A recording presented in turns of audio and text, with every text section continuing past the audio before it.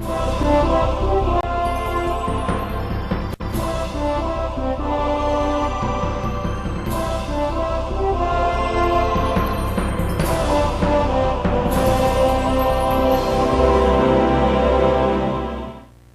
noite a todos. Estamos juntos para falar sobre o amor de Cristo, as únicas boas notícias num mundo em crise. Esta noite quero falar-vos sobre um tema tão especial. Peço a Deus que me dê as palavras e que vos dê o coração no sítio certo, nas mãos de Deus, para poderem ouvir o que vão ouvir. Esta noite vamos falar o tema: os mortos estão a dormir e Jesus Cristo vai despertá-los. Um escritor irlandês escreveu há muitos anos atrás, George Bernard Shaw, algo muito interessante. Dizia: as estatísticas sobre a morte são bastante impressionantes. Uma em cada uma pessoa morre. Que lógica, não é? Uma em cada uma pessoa morre. Quer nós queiramos, quer não, embora isto nos faça rir um bocadinho, há momentos na vida em que todos nós nos apercebemos que não vamos durar para sempre. Há momentos na vida em que todos nós temos de lidar com esta questão, ou com as questões que suscita o tema da morte. Uma em cada uma pessoa morre. Quer dizer que todos nós, se Jesus não voltar antes, de acordo com a Bíblia, aqueles que estarão vivos quando Jesus voltar e forem fiéis, não passarão pela morte, mas se Jesus não voltar antes, todos nós teremos de passar por esta experiência da morte. Será que estamos prontos para isso? Será que já respondemos a essa questão no nosso íntimo? Se a morte nos batesse à porta hoje, será que nós estaríamos prontos para a enfrentar? O que acontece quando uma pessoa morre? O que é que acontece quando uma pessoa morre? Será que há uma parte não material, não física, que se desprende do corpo e que vai para o céu ou para o inferno, ou um sítio no meio que não sabemos muito bem qual é, e o que é que as pessoas lá estão a fazer? Será que isso realmente é assim? O que me dizem, li recentemente a história de um missionário, John Lello, que com a sua família estava em Papua Nova Guiné, a ensinar às pessoas acerca da Bíblia, acerca do amor de Deus, a ajudar as pessoas a terem uma saúde melhor, a ensinar-lhes alguns princípios básicos de saúde, a ajudar as pessoas na aldeia onde ele trabalhava, estava a ajudá-las a terem um melhor saneamento, inclusive. Ele tinha a sua esposa, 2 crianças em baixa idade. Ele, na realidade, era um professor de matemática e de ciências, mas sentiu o desejo de ir trabalhar por as pessoas que tinham menos do que ele e conheciam menos do que ele. E então, ele e a família venderam tudo o que tinham nos Estados Unidos, em Washington, venderam tudo o que tinham, e ele e a sua família voaram para a Papua Nova Guiné, instalaram-se lá numa aldeia específica, e passado pouco tempo, estavam lá há poucos meses, e ele e alguns homens daquele lugar estavam a cortar árvores com uma serra elétrica, e ele, num acidente que se ocasionou com o corte de uma árvore, morreu, perdeu a sua vida. Ele deixou a sua esposa, as suas 2 filhas, muito jovenzinhas, crianças ainda. Agora, como era um missionário, como era uma pessoa que dedicou a sua vida a servir a Deus, a maior parte do mundo cristão poderá pensar: bom, este homem foi para o céu. Morreu, mas não faz mal, foi um tão bom homem na sua vida, deixou tudo para ir ajudar os outros, certeza que ele está no céu. E muitas pessoas, quando os seus familiares ou amigos morrem, procuram pensar nas melhores coisas que eles fizeram na vida e pensaram: bom, de certeza que esta pessoa está no céu, foi uma boa pessoa. Agora reparem, deixem-me questionar um pouco esta lógica. Será que Deus era bom e será que Deus era justo se colocasse este homem, ou a alma deste homem, ou alguma coisa deste homem no céu, numa alegria imensa, e a sua mulher nesta terra, sem casa, sem carro, eles venderam tudo, sem mobília, eles não tinham nada, e com 2 crianças pequenas para criar, tive de ir para a casa de uns amigos.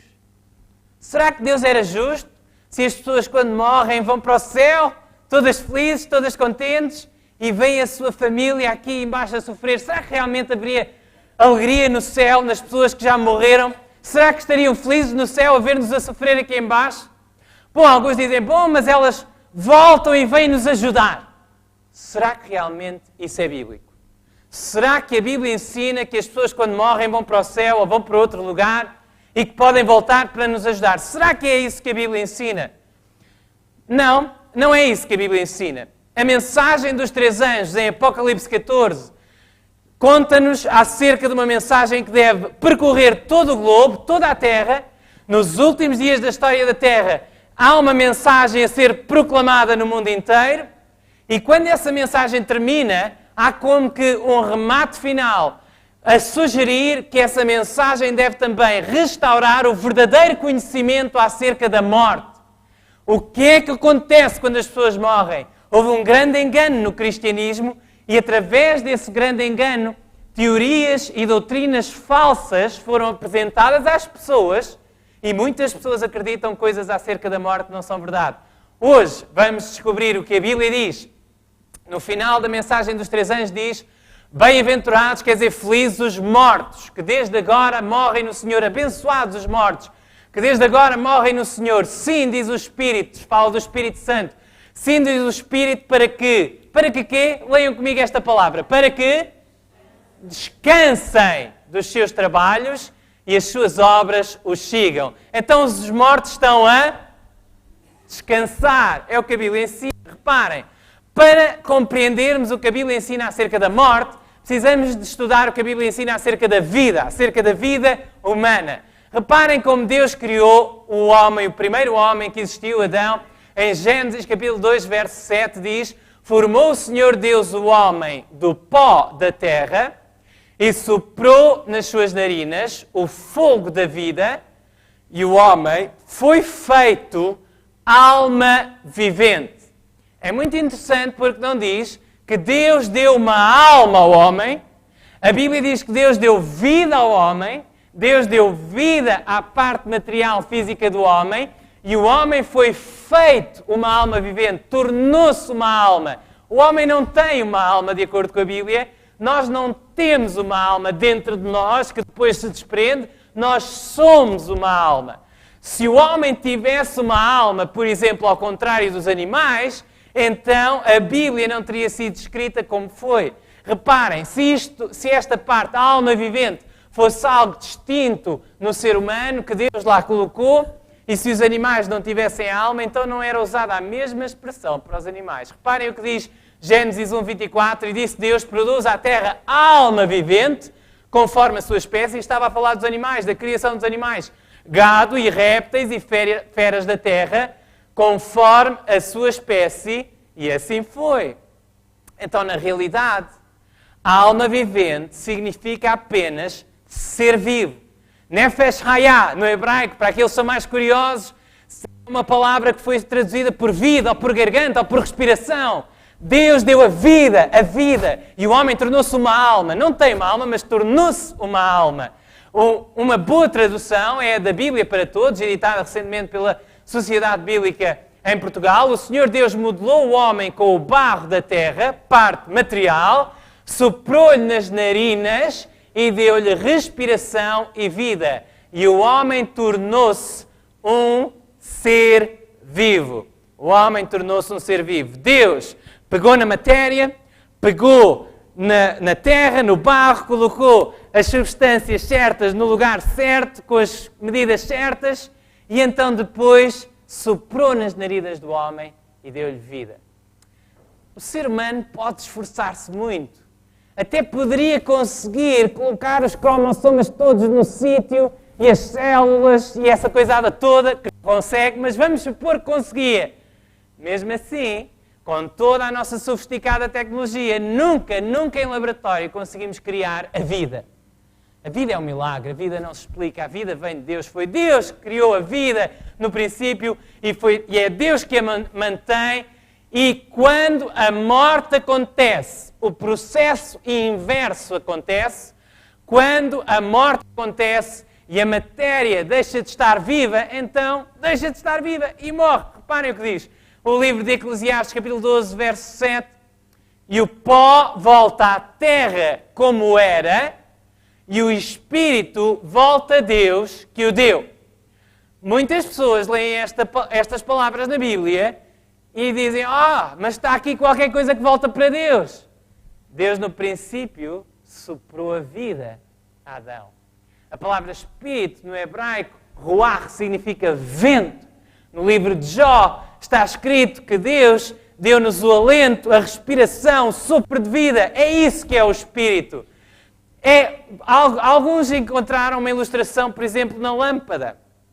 A lâmpada é uma excelente ilustração para o ser humano e para a alma humana e para o ser vivo. Reparem, uma lâmpada tem uma parte material, física, podemos dizer assim, podemos comparar à parte física do homem.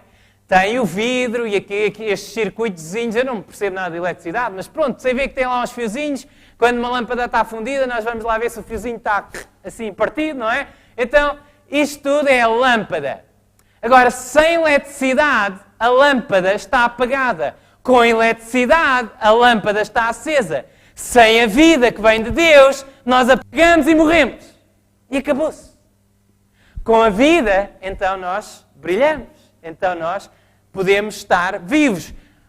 Podem dizer, muito bem, mas isso é uma ilustração muito fraca, e agora é comparar o ser humano a uma lâmpada. Não estou convencido. Se calhar aquele espírito que volta para Deus é algo que pensa, se calhar é a nossa alma. Meu querido amigo, a Bíblia é tão explícita, a Bíblia é tão clara, a Bíblia diz exatamente o que é que acontece quando uma pessoa morre. O que é que acontece quando o espírito volta para Deus e a terra volta para a terra, o pó volta para a terra? O que é que acontece? Acham que os pensamentos continuam por aí, continuamos a pensar em algum lugar? Reparem o que diz o Salmo 146, verso 3. Não confieis em príncipes, nem em filhos de homens, em quem não há salvação. A Bíblia diz que só há salvação no nome, que é Jesus Cristo. Agora reparem, sai-lhes o espírito e eles tornam-se em sua terra, voltam ao pó. Agora leiam comigo, por favor. Naquele mesmo dia, perecem os quê? Perecem os seus quê? Os seus pensamentos. Quer dizer, quando uma pessoa morre. Quando uma pessoa morre, deixa de pensar. Eu conheci várias pessoas, um deles um amigo muito próximo, que tiveram acidentes graves de viação e que sofreram lesões muito graves na sua cabeça. Sabem que mesmo quando uma pessoa que sofre um traumatismo craniano, um traumatismo cerebral profundo, mesmo quando essa pessoa sobrevive, raramente ela consegue ser exatamente a mesma pessoa que era antes. E não estou a falar só a nível motor, estou a falar mesmo a nível de personalidade, mesmo a nível de fatores que nós podemos ligar mais à mente. Quando uma pessoa morre, é um bocadinho triste falar nestas coisas, mas teremos de falar na morte, não é? Jesus dá-nos a vida eterna. E isso é uma notícia maravilhosa, já vamos ver como é que isso acontece. Mas não como a maior parte do mundo cristão acredita, não como muitos líderes religiosos ensinam. Não é no momento da morte que nós entramos numa esfera espiritual e andamos por aí a pairar e podemos voltar cá. Não é isso que a Bíblia ensina. Reparem, uma pessoa quando morre é colocada dentro de um caixão. Hoje em dia há muitas maneiras de proteger os cadáveres, não é? Portanto, vamos supor, aqui há uns anos atrás as pessoas eram enterradas com menos proteção, mas mesmo hoje acontece a mesma coisa. Quando as larvas começam a comer a madeira e chegam ao corpo e começam a comer os olhos, como é que uma pessoa pode ver sem olhos? Se vocês perderem os vossos olhos, vocês podem lembrar-se de algumas imagens na vossa mente, do momento em que viam. Se nasceram cegos, não têm essas imagens, não têm as cores, não têm as formas. Vocês imaginam, mas de uma maneira completamente diferente. Se os vossos olhos estão a ser consumidos pelas larvas, como é que vão ver? Se os vossos ouvidos estão a ser consumidos pelas larvas, como é que vão ouvir? Se a vossa língua está a ser consumida pelas larvas, como é que vão falar?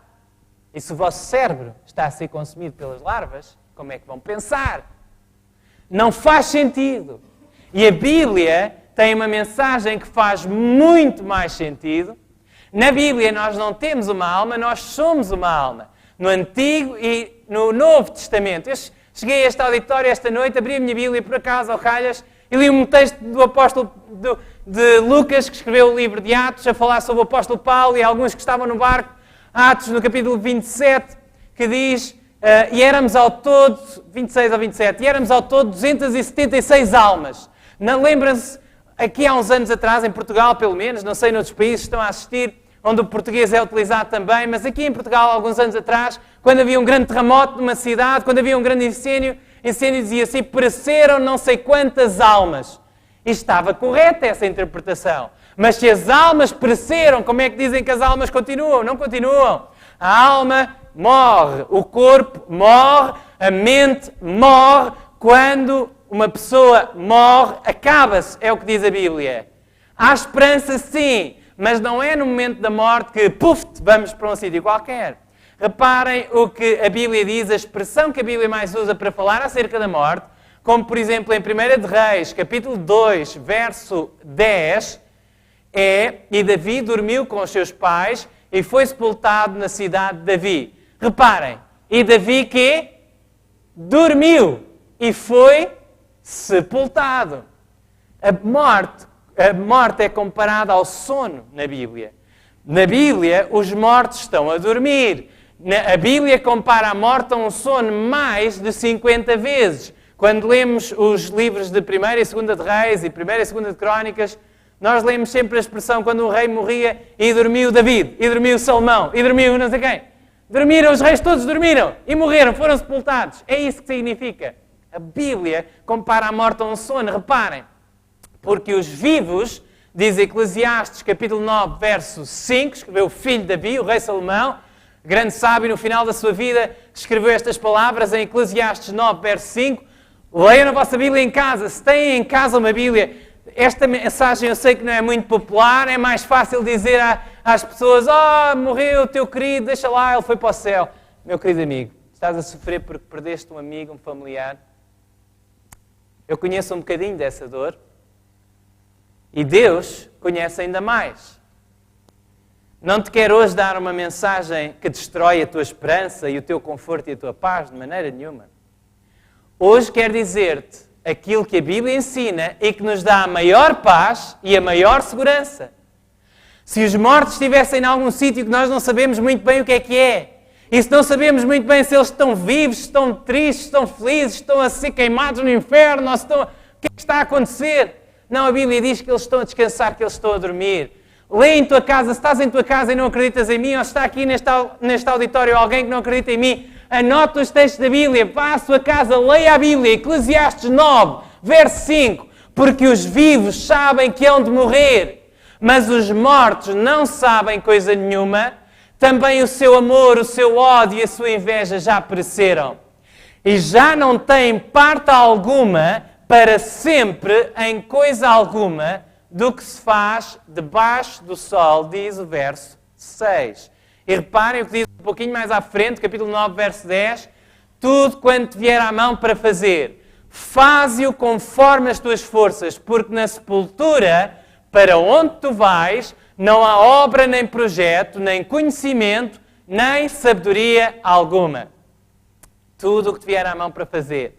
Tudo aquilo em que estás envolvido. Se é bom, se vale a pena, fala de todas as tuas forças. Se não vale a pena, não faças. Estás a fazer uma coisa errada, não faças. Porque um dia Deus vai julgar, já vimos isso.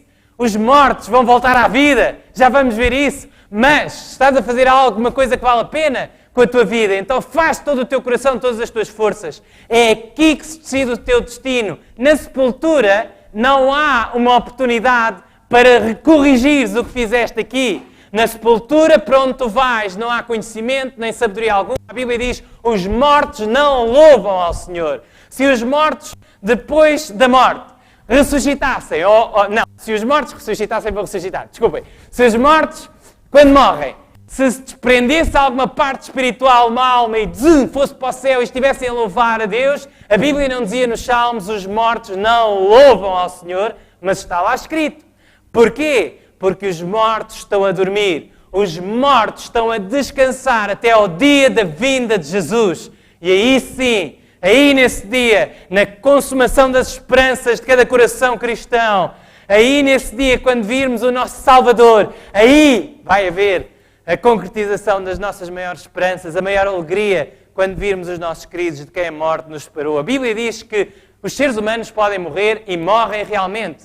Em Gênesis capítulo 2, verso 16, quando Deus advertiu ao homem no jardim do Éden sobre o facto de que ele poderia entrar numa porta que o afastaria de Deus e da vida, quando Deus explicou ao homem que ele é livre para escolher, quando Deus explicou a Adão e Eva, se vocês não quiserem a vida que eu vos dou, podem optar pela morte. Reparem as palavras. E ordenou o Senhor Deus ao homem, dizendo: de toda a árvore do jardim comerás livremente, mas da árvore do conhecimento do bem e do mal, dela não comerás, porque no dia em que dela comeres, certamente que? Certamente morrerás. Certamente morrerás. Foi a palavra de Deus a Adão e Eva. E quando pensamos, bom, era só uma morte física, a Bíblia diz, em Ezequiel capítulo 18, verso 4, a alma que pecar, essa que? Então a alma pode morrer? Pode ou não pode? A alma que pecar, essa morrerá. Quando o ser humano peca, ele é passível da morte, ele é condenável à morte, ele merece a morte. O único que não pecou foi quem? Quem é que foi o único ser humano que não pecou? Já estudámos nas nossas palestras. Foi Jesus Cristo. Era o único que não merecia morrer e morreu por ti naquela cruz para te dar a esperança da vida eterna. Mas uma esperança real. Não é uma esperança em que tu não sabes muito bem o que é que vais ser. Um espírito desencarnado por aí a voar no espaço. Não! A Bíblia fala da ressurreição. Fala de que Deus nos vai dar um corpo novo, glorioso, semelhante ao de Jesus. A alma que pecar, essa morrerá. Deus disse, cuidado, porque vocês podem morrer. Cuidado, porque a vida é dada sob a condição de obediência a Deus, sob a condição de fidelidade a Deus, sob a condição de amor a Deus. Lúcifer, tornado Satanás, tentou Adão e Eva, e quando falou com Eva, logo no princípio das tentações de Satanás à humanidade, aqui está o grande engano que ele fez entrar na igreja cristã. Então a serpente disse à mulher, certamente não morrereis. Gênesis 3, verso 4. Leia na vossa Bíblia. Primeira vez que Satanás tenta o ser humano, instila na mente humana, introduz na mente humana um pensamento que percorreu toda a história do paganismo e que se infiltrou no cristianismo. O pensamento de que, de alguma maneira lá há de ir ter ao céu. De alguma maneira não vais morrer. De alguma maneira vais continuar. E esta mentira, sim, porque Satanás é o mentiroso e pai da mentira, foi o que disse Jesus, esta mentira tem ampla entrada. Porquê? Porque é simples de perceber. Deus criou-nos para viver eternamente, não para morrer. E Satanás sabe que nos é muito difícil conceber a morte. Satanás sabe que para uma mente humana que Deus criou para viver eternamente, para o louvar eternamente, Satanás sabe que a ideia da morte para alguns é assustadora e mesmo para aqueles que dizem eu não tenho medo da morte, há pessoas muito corajosas, não tenho medo da morte. Mesmo para esses, a ideia da morte, a ideia de perder completamente a consciência, a ideia do nada para todo sempre, é algo que nós não conseguimos compreender. A Bíblia diz em Eclesiastes que Deus colocou a eternidade no nosso coração. Nós temos um anseio eterno, um anseio por algo mais. E Satanás sabe que, colocando estas ideias de que vais para o céu, pronto, não é uma coisa muito segura, mas pelo menos vai ter, certamente não morrereis. Verso 5 diz, porque Deus sabe que no dia em que dele comerdes, se abrirão os vossos olhos e sereis como Deus, sabendo o bem e o mal. A Bíblia ensina que só Deus é que tem a imortalidade, só Deus é que tem a vida e ninguém pode terminar com a vida de Deus. Agora, Satanás, através das suas teorias diabólicas, fez entrar no mundo cristão, e não só no mundo cristão, há muitas doutrinas por aí, há muitas teorias, há um mundo inteiro cheio de filosofias que levam as pessoas a dizer eu sou Deus. Deus está cá dentro de mim, eu tenho Deus aqui de alguma maneira. A Bíblia diz que tu não és Deus. Tu és um ser criado. Tu és alguém que Deus criou e és alguém em quem Deus quer morar, mas precisa da tua autorização. Deus precisa da tua autorização para entrar. Jesus diz, eis que estou à porta e bato. Deus quer viver em ti através do Espírito Santo. Deus criou-te para seres um templo do seu Espírito. Mas tu e eu não somos Deus, meu amigo. E tu e eu podemos morrer. E assim como podemos viver eternamente, podemos morrer eternamente, de acordo com a mensagem da Bíblia. A alma que pecar, essa morrerá. Precisamos nos arrepender dos nossos pecados aos pés da cruz. Precisamos de pedir a Jesus que nos perdoe, que nos limpe, que nos purifique, para termos uma esperança muito melhor do que a esperança que a maior parte das pessoas que se dizem cristãs têm. E algumas delas são realmente cristãs, e algumas delas são muito sinceras, e algumas delas encontram conforto. Eu falo com muitas pessoas, e falei ao longo da minha vida, ainda hoje falo, com pessoas que encontram conforto e dizem, eu sei que, bom, aquela pessoa morreu, mas ele está lá no céu, eu falo com ele está a cuidar de mim. Meu querido amigo, isso não é verdade. Por muito que nos custe dizer, de acordo com a Bíblia, não é verdade. Podes perguntar, mas eu já fui a algumas sessões, não é? Em que nós fazemos uma roda, pomos todos de mãos dadas e invocamos. Há normalmente uma pessoa que é um transmissor, ou um médium, ou um canal através do qual um espírito do outro mundo, ou a pessoa que eu perdi na morte, apoderou-se daquele e falou com a voz dele. E não só falou com a voz dele, tinha expressões e tiques que a pessoa tinha, que já morreu, e sabia segredos que só a pessoa que já morreu é que sabia. A Bíblia explica o que é isso. Toma muita atenção. Tomem atenção, gravem as palavras que vão ler da Bíblia nos vossos corações, porque esse é um dos enganos maiores de Satanás. Reparem, logo em Deuteronômio, Velho Testamento, capítulo 18, verso 10, Deus tinha advertido o povo de Israel, cuidado, entre ti não se achará quem faça passar pelo fogo a seu filho ou a sua filha, nem adivinhador, nem prognosticador, nem agoureiro, nem feiticeiro. Deus estava a dizer, cuidado, eu sei que há nações à vossa volta que fazem estas práticas. Entre vós, povo de Deus, não quer que isto aconteça. Nem adivinhador, nem prognosticador, nem agoureiro, nem feiticeiro, nem encantador, nem quem consulta um espírito adivinhador, nem mágico, nem quem consulta o quê? Nem quem consulta os mortos, meus amigos e minhas amigas. Deixem-me dizer-vos que é perigoso tentar entrar em contato com os mortos. Porquê? Eles estão a dormir, eles não podem falar contigo, mas alguém vai falar contigo, alguém te vai enganar. Quem sabe isso já te aconteceu. Há esperança para ti, não fiques deprimido, não fiques desesperançado, não fiques triste. Jesus pode libertar-te dessas presenças malignas e vamos ver quem eles são. Nem quem consulta os mortos, pois todo aquele que faz tal coisa é o quê? É abominação ao Senhor. A Bíblia conta a história de um rei chamado Saul, o rei que antecedeu David, o primeiro rei de Israel, que ele consultou uma mulher que era uma médium e que realmente ela via os espíritos dos mortos, ou pensava ela que via os espíritos dos mortos, e então, reparem, o rei lhe disse, não temas, o que é que vês?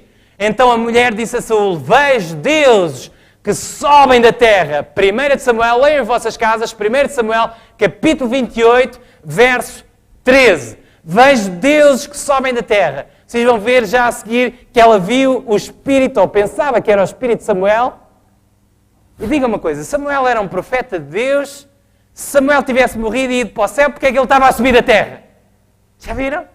Estas coisas não fazem sentido. A Bíblia mostra que isso acontecia. Isso acontece hoje em dia. Há pessoas que falam com os mortos. Há pessoas que os ouvem, que veem a sua aparência, que ouvem eles a dizer coisas que só eles é que conheciam, por isso deviam ser eles. Certeza que foram eles que lhes disseram.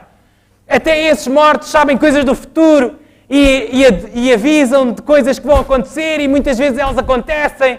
Cuidado! É verdade que há muita charlatanice por aí, mas também há pessoas que brincam com poderes do diabo. E essas pessoas fazem coisas muito perigosas. Reparem, ele disse, como é a sua figura? E disse ela, vem subindo um homem ancião e está envolto numa capa. Verso 14, entendendo Saúl que era Samuel, inclinou-se com o rosto em terra e se prostrou. Reparem que não é Saúl que vê, mas a pessoa que está possuída por um espírito que não é o Espírito de Deus, que Deus proibiu estas coisas, é essa pessoa que vê e essa pessoa que fala. O que é que acontece? A Bíblia conta uma história no Novo Testamento. Há quem diga, podem pensar, estás só a citar o Velho Testamento. Não, vou citar o Novo Testamento. A Bíblia diz no Novo Testamento que quando Herodes prendeu Pedro, quando a igreja cristã começou a ser perseguida, Herodes mandou matar Tiago à espada e prendeu Pedro, o apóstolo Pedro. E um anjo do céu libertou e Pedro foi até à casa onde estavam alguns cristãos a orar por ele, a pedir a Deus que o libertasse, e Pedro bateu à porta. E foi uma menina à porta e disse, quem é? Estavam com medo, não é? Estavam a ser perseguidos pelos romanos. Quem é? Sou eu, Pedro! E ela ficou tão entusiasmada e ao mesmo tempo com tanto medo, correu para o pé dos outros, olha, está ali o Pedro! E disseram, não, tu não estás boa. Reparem a resposta. E disseram, estás fora de ti. Mas ela afirmava que assim era, estava lá Pedro. E diziam, é o seu anjo. É o que está escrito em Atos capítulo 12, verso 15. A Bíblia ensina que os anjos podem imitar os seres humanos. Lembrem-se, a nossa quarta palestra, penso que foi a quarta palestra, falámos sobre o grande conflito entre as forças do bem e as forças do mal. A Bíblia ensina que existem milhões e milhões, milhares e milhares e milhões e milhões de anjos de Deus, anjos bons no céu, que Deus envia para nos proteger. Diz a Bíblia, Hebreus capítulo 1, verso 14, não são porventura todos eles espíritos ministradores, enviados para servir a favor daqueles que hão de herdar a salvação. Hebreus 1, 14, diz-nos que os anjos de Deus são enviados do céu para nos protegerem, para nos guardarem. E é por isso que vocês e eu estamos aqui hoje. Senão Satanás já tinha destruído a vida humana neste planeta. Mas assim como há anjos do céu, anjos que ficaram fiéis a Deus nesta grande rebelião causada por Satanás, também há anjos que Satanás enganou e que são fiéis a Satanás e também são milhões, milhões e milhares de milhares. E esses têm muito poder para nos enganar. Esses são espíritos de demónios que fazem prodígios, os quais vão ao encontro dos reis da terra e de todo o mundo. Diz Apocalipse 16, verso 14, e reparem o que diz a seguir, para os congregar para a batalha naquele grande dia do Deus Todo-Poderoso. Meus amigos, eu sei que isto não é uma mensagem fácil. Eu sei que foi mais fácil quando falámos só do amor de Jesus, que morreu por ti na cruz, e essa é a mensagem mais importante que tu podes ouvir. Mas Jesus morreu por ti na cruz para te libertar de um poder que te quer afastar de Deus. E quando te arrependes dos teus pecados, quando entregas o teu coração nas mãos de Deus, quando te entregas a Jesus, Ele quer ensinar-te quais são as coisas contra as quais deves estar prevenido. Quais são as coisas que não deves deixar entrar na tua mente e no teu coração. Não há mortes que vão para o céu ou que vão para o inferno no momento da sua morte. A recompensa eterna é dada, sim, no momento da vinda de Jesus. É isso que nós vamos estudar esta noite. Mas reparem, este grande engano, Satanás está a desenvolver os princípios do espiritismo. Há muitos espíritas que são pessoas sinceras. Eu conheci já pessoas que participam em sessões espíritas, são excelentes pessoas.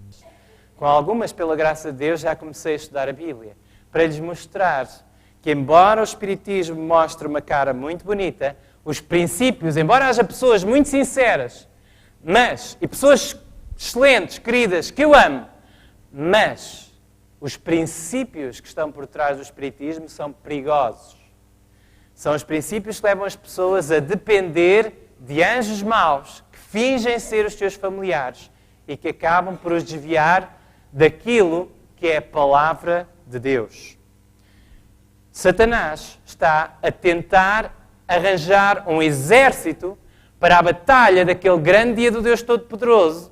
Satanás está a fazer um engano. Satanás está a preparar este mundo para algo tremendo. E reparem o que diz a Bíblia em 2 Coríntios, capítulo 11, verso 14. Não é maravilha, porque o próprio Satanás se transfigura em anjo de luz. Este ser não é, como as pessoas pensam, com 2 chifres e vermelho e com uma forquilha. Este ser é inteligentíssimo e é belo e, de acordo com a Bíblia dá-nos a entender, e vão ver também palavras de Jesus do Evangelho, dá-nos a entender que no final, não só Ele envia pessoas que imitam Jesus, ou pessoas que vêm dizendo elas em nome de Jesus para enganar, mas no final Ele próprio imitará a segunda vinda de Cristo. Eu imagino Satanás a vir a esta terra, a imitar a segunda vinda de Cristo. E imagino, por causa de palavras de Jesus, no capítulo 24 de Mateus, verso 24, porque surgirão falsos cristos e falsos profetas e farão tão grandes sinais e prodígios, que, se possível fora, enganariam até os escolhidos. Satanás não vai brincar. Nos últimos momentos da história desta terra, o engano será tão forte. Imaginem o que é ver um ser brilhante a vir nas nuvens do céu, acompanhado de milhares e milhares de anjos. Como saber se realmente ele é Jesus ou não? Imaginem um ser tão mediático que aparece em todas as televisões do mundo. Todos os líderes religiosos o aceitam como Jesus, que faz milagres como Jesus. De acordo com a Bíblia, Satanás coloca as pessoas doentes e Satanás tem poder para as curar. Imaginem o que é um engano tão grande. Só aqueles que estiverem bem seguros na Bíblia, santifica-os na verdade, disse Jesus. A tua palavra é a verdade. Aqueles que estiverem bem seguros na palavra de Deus, esses vão ter força para resistir a esse engano. Reparem o que diz Jesus, Mateus 24, verso 26. Portanto, se vos disserem, eis que ele está no deserto, não saiais. Eis que ele está no interior da casa, não acrediteis. Jesus deu-nos sinais e ferramentas para compreendermos como é que será realmente o seu regresso e como é que podemos ver o que é um engano e o que é que não é. Primeiro, Jesus disse, reparem, se vos disserem que ele está em algum canto do planeta ou em algum sítio perto de vós, mas vocês não o estiverem a ver, não vão, não acrediteis. Porque assim como o relâmpago sai do Oriente e se mostra até ao Ocidente, assim será também a vinda do Filho do Homem, diz Mateus 24, verso 27. Há denominações que ensinam que, na realidade, Jesus vem uma primeira vez secretamente e leva alguns e deixa a outros. Não é isso que a Bíblia ensina. Mas a Bíblia diz que ele virá como um ladrão. Sim, a Bíblia diz que ele virá como um ladrão, exatamente nas mesmas passagens em que diz que será um grande alarido. Como um ladrão significa não estás à espera de um ladrão, cuidado, porque a maior parte do mundo não vai estar à espera. Mas a vinda de Jesus será visível em todo o planeta, visível por toda a gente, será literal e visível por toda a gente. Como distinguir então? Não só será literal e visível por toda a gente, mas o apóstolo Paulo diz que algo muito especial vai acontecer e Satanás isso não pode imitar. Satanás não pode imitar o que Jesus vai fazer quando voltar. Reparem, não quero, porém, irmãos, disse o apóstolo Paulo, que sejais ignorantes acerca dos que já, qual é a palavra que está ali? Dormem. O apóstolo Paulo também compara a morte a um sono. 1 Tessalonicenses, capítulo 4, verso 13. Não quero que sejais ignorantes acerca do que já dormem. Cuidado, meus queridos amigos. Irmãos, dizia o apóstolo Paulo, irmãs, amigos em Cristo, irmãos em Cristo, não quero que sejais ignorantes, eu quero que vocês saibam exatamente o que é que acontece àqueles que já dormem, o que é que está a acontecer, o que é que vai acontecer, para que não vos entristeçais como os demais que não têm esperança, porque se cremos que Jesus morreu e ressuscitou, assim também aos que em Jesus dormem, Deus os tornará a trazer com Ele. Porque o mesmo Senhor descerá do céu com alarido, e com voz de arcanjo, e com a trombeta de Deus. Arcanjo significa o chefe dos anjos. Jesus, o chefe dos anjos, vai falar, e com essa voz maravilhosa, reparem o que acontece, e os que morreram em Cristo ressuscitarão primeiro.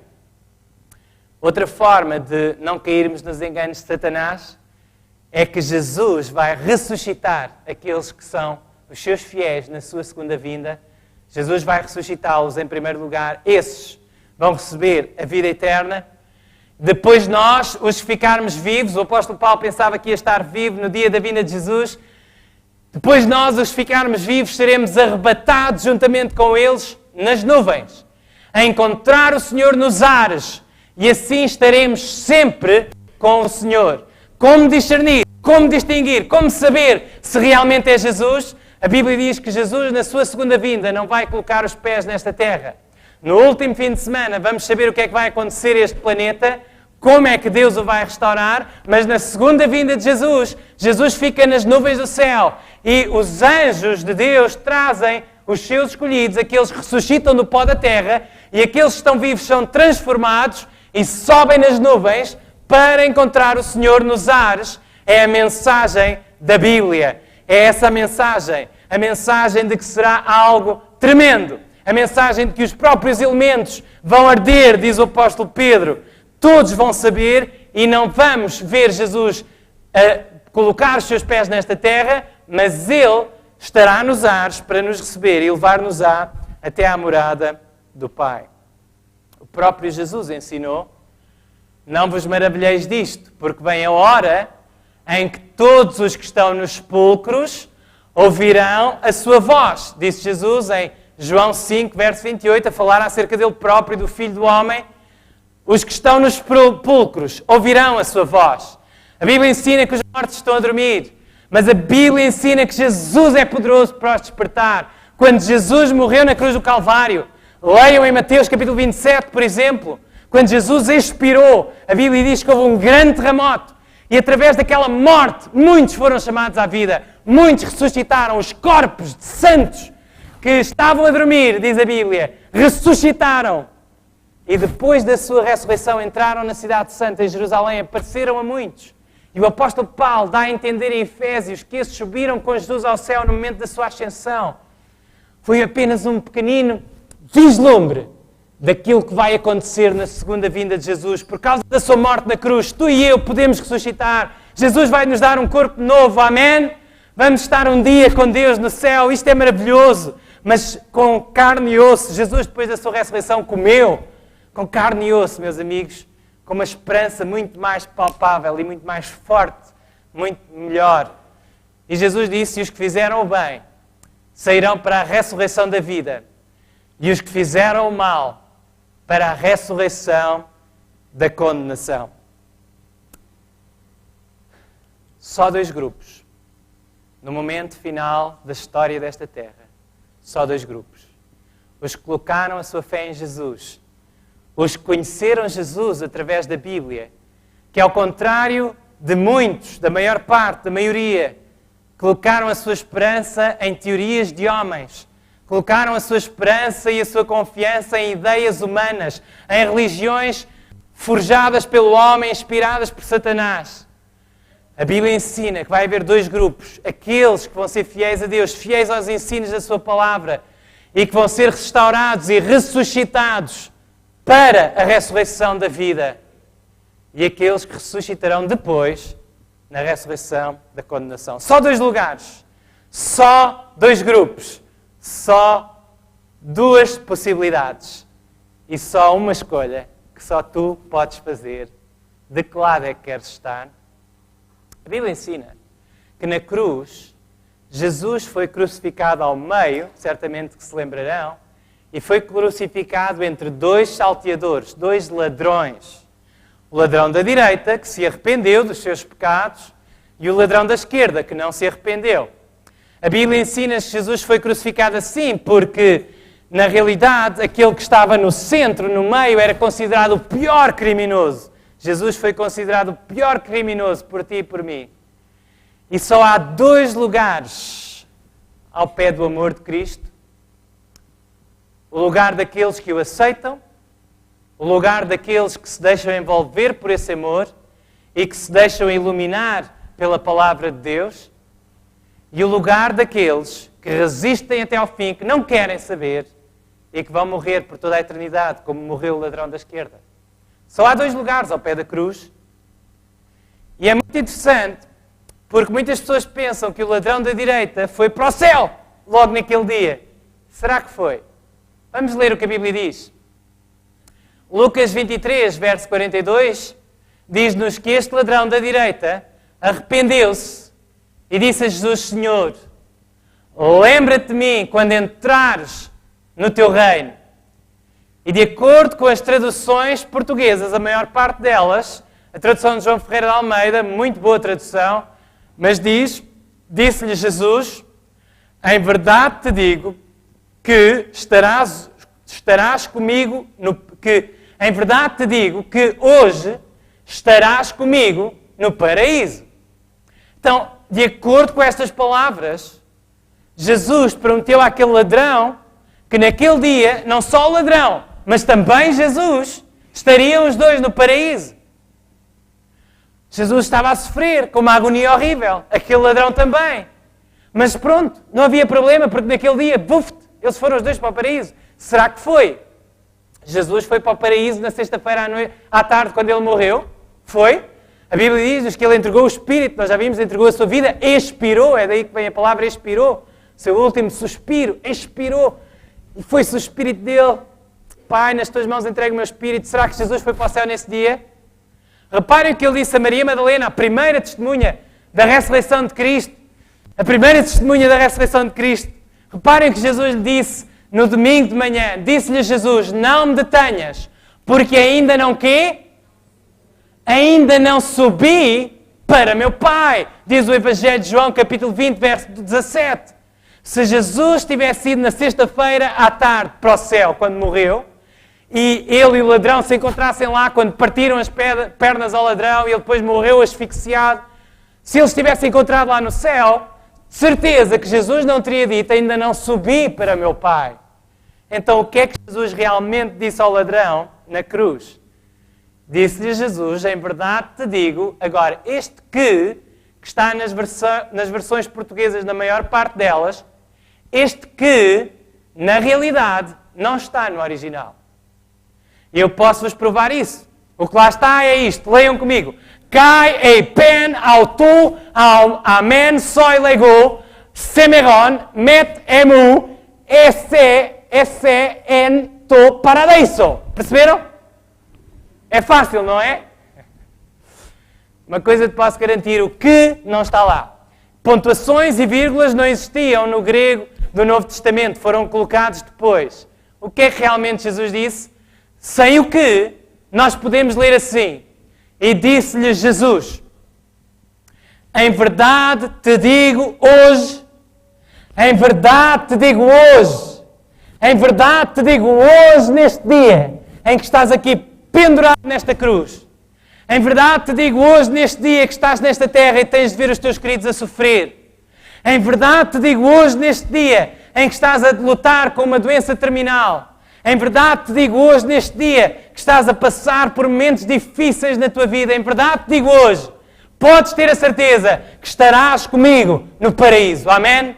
Em verdade te digo hoje, a ti que estás a sofrer, mas a ti que aceitaste arrepender-te dos teus pecados, tomar a tua cruz e seguir após mim, em verdade te digo hoje, estarás comigo no paraíso. Em verdade te digo hoje, podes ter a certeza de que se sofres comigo nesta vida, estarás comigo no paraíso. Eu tenho a vida eterna para te dar e dou-a no momento da minha segunda vinda. Amém?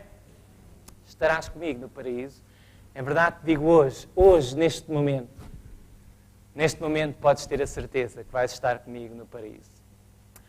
Há muitos anos atrás, na casa dos meus pais, a orar por uma amiga que estava no hospital a morrer com cancro, pedi a Deus que me desse palavras para animar esta pessoa. Era uma cristã, como eu, Eu tinha o meu telemóvel na mão e não sabia o que escrever. Eu ajoelhei-me e disse, meu Deus, por favor, dá-me as palavras. As palavras para animar esta pessoa. E de repente veio à minha mente esta frase. E comecei a escrever. E à medida que ia escrevendo, tornava-se mais clara. E é assim, quando olhares para o céu, lembra-te, o céu está a olhar para ti. O céu está a olhar para ti esta noite. Aquela minha amiga adormeceu, mas adormeceu na fé em Jesus. Está a descansar, mas eu sei que um dia a vou ver. Assim como muitos outros, de quem a morte me separou e se calhar te separou a ti. Se calhar perdeste alguém, algum ente querido pela morte. Mas o céu está a olhar para ti. Jesus está a olhar para ti. Esse teu ente querido está a descansar. Mas Jesus está a olhar para ti. Para a escolha que tu vais fazer hoje. Tu tens a oportunidade de escolher. Os nossos queridos que já morreram, já acabou para eles. Quando Jesus voltar, se foram pessoas que amaram a Deus, certamente Jesus as vai ressuscitar. Mas hoje o céu está a olhar para ti. Hoje a decisão que tu tens de fazer, mais ninguém a pode fazer. Vais aceitar Jesus. Vais aceitar tomar a tua cruz e seguir após Ele. Vais aceitar que a morte de Jesus na cruz te dá a vida eterna.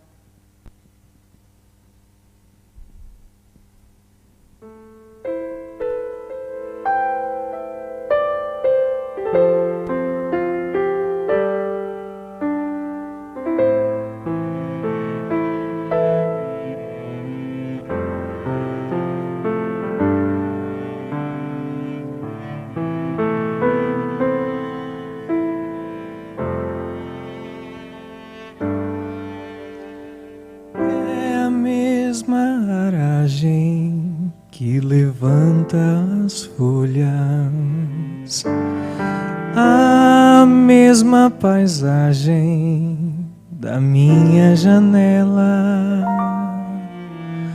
os muros caiados e os motores ao longe e o marchar dos ponteiros.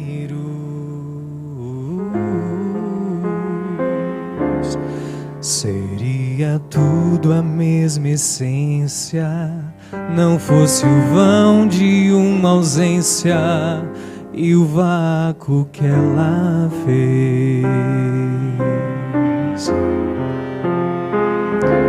Seria tudo a mesma essência, não fosse o vão de uma ausência e o vácuo que ela fez.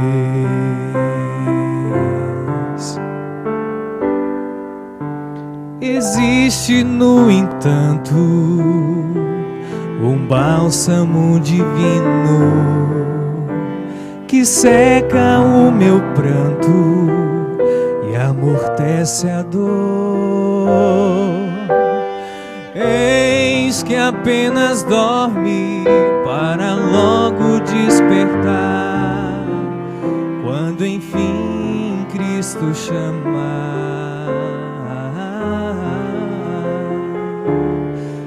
para levar a sua cidade e conceber a eternidade, todos juntos outra vez.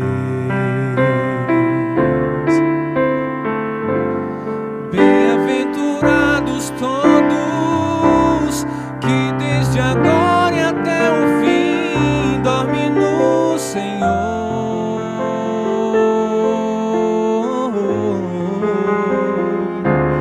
Suas obras vão com eles, sua coroa está guardada. Será o fim de toda dor, o fim de toda dor. Bem-aventurados todos que dormem no Senhor,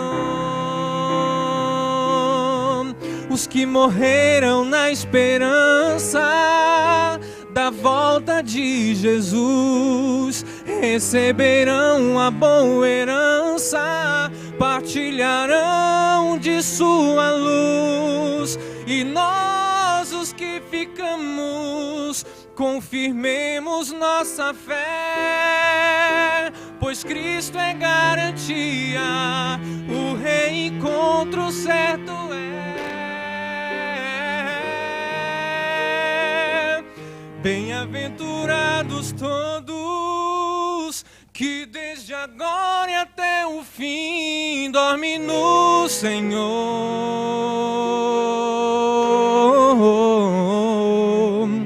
Suas obras vão com eles, sua coroa está guardada. Será o fim de toda dor, o fim de toda dor.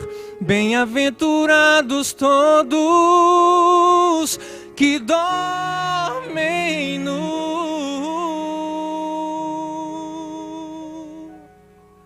Senhor.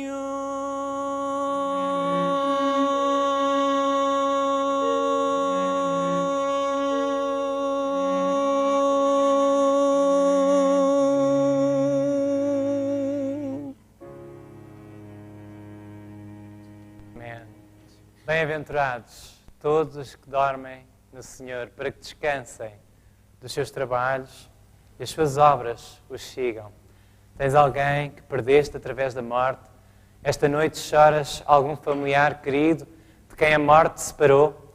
Pode estar descansado. Ele está a dormir, ele está a descansar. Jesus Cristo é poderoso para o despertar e para despertar a ti e a mim. Se a morte batesse à tua porta hoje, estarias disposto e estarias pronto para a receber? Hoje podes ter a certeza da vida eterna. Hoje podes entregar o teu coração a Jesus.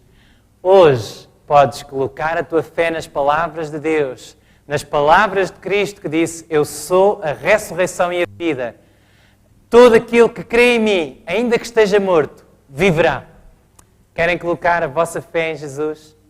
Querem entregar o vosso coração nas mãos de Jesus? É esse o vosso desejo?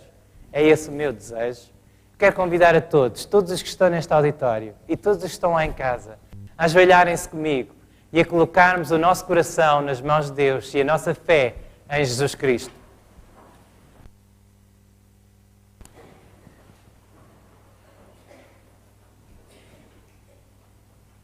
Querido Pai, que estás no céu, obrigado porque através da morte de Jesus, na cruz terrível em que Ele pagou pelos meus pecados e pelos pecados de cada alma que está a ouvir ou a receber de alguma forma esta mensagem. Obrigado porque por causa dessa morte nós podemos ter a vida eterna. Obrigado, Pai, porque Jesus é a ressurreição e a vida. Porque Ele nos deu uma vida e uma esperança que está para além das portas do cemitério, das portas do sepulcro. Obrigado, Jesus, porque hoje posso entregar o meu coração nas Tuas mãos e saber que não só um dia terei a grande alegria de ver aqueles queridos de quem a morte me separou, mas terei a alegria de Te ver a Ti. E eu Te agradeço por isso esta noite. Eu peço que coloques essa esperança no coração de cada pessoa que se colocou de joelhos aqui e lá em casa esta noite, ou de cada alma que ainda está a lutar, mas a quem o Teu amor vai conquistar. Em nome de Jesus. Amém. Muito obrigado a todos pela vossa atenção. Amanhã vamos falar de um tema muito interessante. Deus quer dar-nos uma vida eterna amanhã, mas quer dar-nos já hoje uma vida mais saudável. Deus quer dar-nos saúde. A Bíblia revela segredos para uma vida melhor. Que Deus vos abençoe. Até amanhã, se Deus quiser.